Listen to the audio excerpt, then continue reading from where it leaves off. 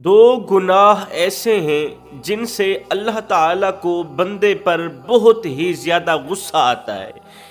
انسان کے دو گناہ اللہ تعالیٰ کا سخت ترین غضب لاتے ہیں، غصہ لاتے ہیں، اللہ تعالیٰ کو ناراض کرنے کا ذریعہ بنتے ہیں، اللہ تعالیٰ کو خفا کرنے کا سبب بنتے ہیں، اور جس سے اللہ تعالیٰ ناراض ہو جائے پھر ساری دنیا خوش ہونے کے باوجود بھی، ساری دنیا کے خوش ہونے پر بھی وہ شخص ناکام ہے۔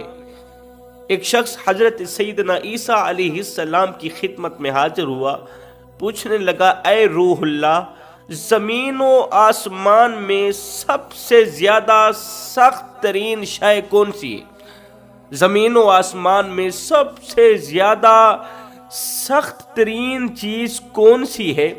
تو یہ سن کر حضرت عیسیٰ علیہ السلام نے جواب میں فرمایا کہ زمین و آسمان میں ہر چیز سے زیادہ سخت ترین شے اللہ تعالیٰ کا غضب ہے، اللہ تعالیٰ کا غصہ ہے، اللہ کا قہر ہے۔ سخت ترین چیز اللہ کا قہر ہے۔ زمین و آسمان پر ہر چیز سے زیادہ سخت ترین چیز اللہ کا غصہ ہے، اللہ کا قہر ہے، کیونکہ اللہ کے غصے سے جہنم بھی کانپتی ہے۔ وہ شخص کہنے لگا کہ اللہ کے غصے سے بچنے کی کیا صورت ہے؟ یہ سن کر حضرت سیدنا عیسیٰ علیہ السلام نے فرمایا، اللہ تعالیٰ کے غضب سے بچنے کی دو صورتیں ہیں۔ نمبر ایک، عاجزی اختیار کرو۔ نمبر دو، اپنے غصے پر قابو پانا سیکھو۔ اپنے غصے پر قابو پانا سیکھو، کیونکہ غصہ خدا تعالیٰ کے غضب کو دعوت دیتا ہے۔ غصہ اس سلگتی ہوئی تیلی کی مانند ہے جو دوسروں کو جلانے سے پہلے خود ہی جل کر راکھ ہو جاتی ہے۔ غصہ کرنے والا شخص جلد از جلد جل کر راکھ ہو جاتا ہے، وہ اندر سے کھوکھلا ہو جاتا ہے، وہ اندر سے مر جاتا ہے۔ کسی نے حضرت سیدنا علی المرتضیٰ شیر خدا کرم اللہ وجہ الکریم سے پوچھا، حضرت وہ کون سے لوگ ہیں جو جلدی مر جاتے ہیں؟ وہ کون سے لوگ ہیں جو جلدی مر جاتے ہیں؟ تو حضرت علی نے فرمایا، غصہ کرنے والا شخص دوسرے لوگوں کی نسبت جلد ہی مر جاتا ہے، کیونکہ غصہ کرنے والا شخص دل اور پھیپھڑوں کا مریض بن بیٹھتا ہے۔ اس کے پھیپھڑے اسے جواب دے جاتے ہیں، جب پھیپھڑے ختم ہو جاتے ہیں تو پھر انسان بھی ختم ہو جاتا ہے۔ فرمایا، غصہ خدا تعالیٰ کے غضب کو دعوت دیتا ہے، اس لیے غصے سے بچنا چاہیے۔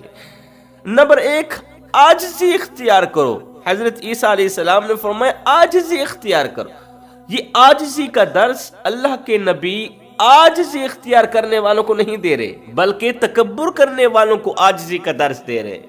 فرما رہے ہیں، یہ جو تکبر ہے یہ اللہ کے غضب کو دعوت دیتا ہے، اللہ کے غصے اور جاہ و جلال کو دعوت دیتا ہے۔ ایک بادشاہ انتہائی شان و شوکت کے ساتھ نماز جمعہ کی ادائیگی کے لیے جامع مسجد کی طرف جا رہا تھا۔ بادشاہ کے چاروں طرف محافظ تھے۔ کچھ لوگ بادشاہ کے آگے آگے چلتے ہوئے راستے سے لوگوں کو ہٹاتے ہوئے راستہ صاف کرتے جا رہے تھے، اور بلند آواز سے کہہ بھی رہے تھے کہ لوگوں ہوشیار ہو جاؤ، عالم پناہ کی سواری آ رہی۔ بلند آواز سے کہہ رہے تھے، ہوشیار ہوشیار، عالم پناہ کی بادشاہ کی سواری آ رہی۔ اب بادشاہ کے اطراف میں جو سپاہی چل رہے تھے وہ چاروں طرف چابک لہراتے تھے۔ گرد و نواح جو سپاہی چل رہے تھے نا، درمیان میں بادشاہ تھا، گرد و نواح جو سپاہی تھے وہ چاروں طرف چابک لہراتے تھے۔ یہ لہراتا ہوا چابک کسی کی کمر پر لگتا، کسی کے سر پر لگتا تو لوگ ڈر کے مارے ادھر ادھر بھاگ رہے تھے۔ یہ چابک کسی کے سر پر لگتا، کسی کی کمر پر لگتا تو لوگ ڈر کے مارے ادھر ادھر بھاگ رہے تھے۔ وہاں پر ایک اللہ والا درویش یہ سارا منظر دیکھ رہا تھا۔ اللہ والا یہ سارا منظر دیکھ رہا تھا کہ لوگ بے بسی کے عالم میں چابک کھاتے جا رہے ہیں اور ادھر ادھر بھاگ دوڑ کر رہے ہیں۔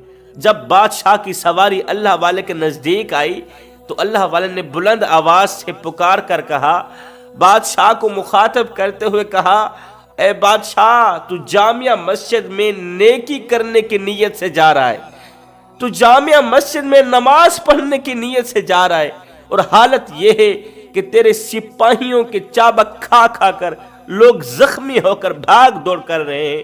میں تو حیران ہوں کہ تیرے نیکی کرنے کی بدولت لوگوں کی یہ حالت ہو رہی ہے، تو جب تو ظلم کا ارادہ کرتا ہوگا تو اس وقت تیرے شر کی وجہ سے لوگوں پر کتنا اثر پڑتا ہوگا۔ ابھی تو نیکی کرنے کو جا رہا ہے، ابھی تو شکر ہے کہ تو نماز جمعہ پڑھنے کو جا رہا ہے۔ میں تو اس بات پر حیران ہوں کہ تیرے نیکی کرنے کی بدولت لوگوں کی یہ حالت ہو رہی ہے، لوگوں کو چابک مارے جا رہے ہیں، تکلیف دی جا رہی ہے، درد دیا جا رہا ہے۔ ابھی تو شکر ہے کہ نیکی کرنے کو جا رہا ہے، جمعہ پڑھنے کو جا رہا ہے۔ تیری نیکی کی حالت یہ ہے، جب تو ظلم کا ارادہ کرتا ہوگا تو اس وقت تیرے شر کی وجہ سے لوگوں پر کتنا اثر پڑتا ہوگا، لوگ کتنے پریشان ہوتے ہوں گے۔ جب تو ظلم کا ارادہ کرتا ہوگا تو لوگوں کو کتنی تکلیف کا سامنا کرنا پڑتا ہوگا۔ بادشاہ بس کر، ظلم سے باز آ جا۔ تیرے جیسے لاکھوں کروڑوں طاقتور بادشاہوں کو میں کرنے والوں کو میرے اللہ نے مٹی میں دفن کر دیا۔ آج ان کا دنیا میں کوئی نام لینے والا نہیں، ان کا موٹا تازہ بدن خاک میں مل گیا، ان کا شہرت یافتہ نام مردوں میں تبدیل کر دیا گیا۔ تو کس باغ کی مولی ہے؟ اوے اکڑ اکڑ کر چلنے والے، او گھمنڈ کرنے والے، تکبر کرنے والے، تجھے پتہ نہیں ہے تکبر میرے رب کی چادر ہے۔ جو شخص میرے رب کی چادر میں اپنا ہاتھ ڈال کر کھینچنے کی کوشش کرتا ہے نا، میرا اللہ انہیں مٹی میں دفن کر کے رکھ دیتا ہے، میرا اللہ انہیں نیست و نابود کر کے رکھ دیتا ہے۔ تیرے جیسے لاکھوں کروڑوں طاقتور بادشاہوں کو میرے اللہ نے مٹی میں دفن کر دیا، تو کس باغ کی مولی ہے؟ بادشاہ اکڑ تب تک چلتی ہے جب تک پکڑ نہیں ہوتی، اور جب پکڑ ہوتی ہے نا پھر خاکی انسان کو خاک میں ملتے ہوئے دیر نہیں لگتی۔ یہ تکبر، یہ گھمنڈ، یہ فخر، یہ غرور انسان کو اللہ کے غضب کا نشانہ بناتا ہے، اللہ کے قہر کا نشانہ بناتا ہے۔ انسان کمزور پیدا ہوتا ہے، پتہ نہیں طاقتور ہوتے ہی خود کو خدا کیوں سمجھنے لگ جاتا ہے۔ انسان تو کمزور پیدا ہوا تھا، پتہ نہیں طاقتور ہوتے ہی خود کو خدا کیوں سمجھنے لگ گیا۔ پتہ نہیں 4 دن کی مہلت پا کر حضرت انسان اپنی اوقات کیوں بھول گیا۔ حالانکہ جب یہ پیدا ہوا تھا تو لوگوں نے ہی اس کے ننگے جسم کو ڈھانپا تھا۔ جب انسان پیدا ہوا تھا تو لوگوں نے ہی اس کے ننگے جسم کو ڈھانپا تھا، اور جب یہ دنیا سے گیا تھا، مرا تھا، تو لوگوں نے ہی اس کا جسم ڈھانپ کر اسے رخصت کیا تھا۔ یہ غرور کس بات کا کرتا ہے؟ یہ انسان تکبر کس بات کا کرتا ہے؟ قبر کی مٹی ہاتھ میں لیے سوچتا ہوں کہ جو لوگ مر جاتے ہیں ان کا تکبر کہاں جاتا ہے؟ اللہ اکبر، ان کا غرور کہاں جاتا ہے؟ ان کے اندر کی میں کہاں جاتی ہے؟ نہ جسم تیرا نہ جان تیری، اے ترکا رب رحمان دا ہے۔ ان دے حکم بغیر تو بے وس ہیں، اے فیصلہ پڑھ قرآن دا ہے۔ میرے جسم تے میری مرضی ہے، اے وہم گمان انسان دا ہے۔ تیری روح شاکر مالک دی، تیرا ڈھانچہ قبرستان دا ہے۔ اب تکبر سے بچنے کی کون سی صورت ہے؟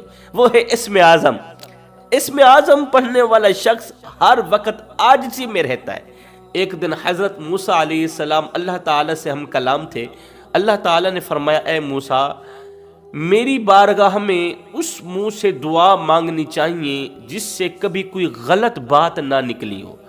جناب موسیٰ علیہ السلام نے عرض کی، اے پروردگار عالم، کس کے پاس اس طرح کا منہ ہوگا؟ کیونکہ انسان سے کوئی نہ کوئی غلطی تو سرزد ہو ہی جاتی ہے۔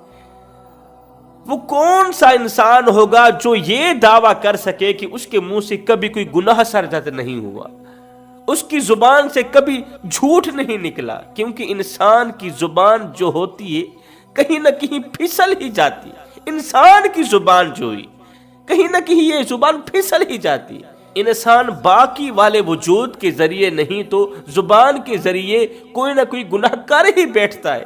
اللہ نے فرمایا، اے موسیٰ، میرا جو ذکر ہے، یعنی کہ تمہارے رب کا جو ذکر ہے وہ پاک ہے۔ اس پاک ذکر سے ہر قسم کی قلبی نجاستیں رفع ہو جاتی ہیں۔ اس پاک ذکر سے، اسم اعظم سے ہر قسم کی قلبی نجاستیں دور ہو جاتی ہیں، زائل ہو جاتی ہیں، اور جب تیرے رب کا ذکر زبان پر آتا ہے نا تو ہر طرح کی پلیدی ختم ہو جاتی ہے اور وہ منہ پہلے والا نہیں رہتا بلکہ پاکیزہ ہو جاتا ہے۔ جب تیرے رب کا نام زبان پر آتا ہے، جب تیرے رب کا اسم اعظم زبان پر آتا ہے تو پھر وہ منہ پہلے والا منہ نہیں رہتا، پہلے والا پلید منہ نہیں رہتا، گندا نجاست سے بھرا منہ نہیں رہتا بلکہ وہ پاکیزہ ہو جاتا ہے۔ فرماتے ہیں 2 گناہ انسان کو اللہ کے غضب کا نشانہ بناتے ہیں، اللہ کے غصے کے قریب کر دیتے ہیں۔ عاجزی اختیار نہ کرنے والا، تکبر کرنے والا،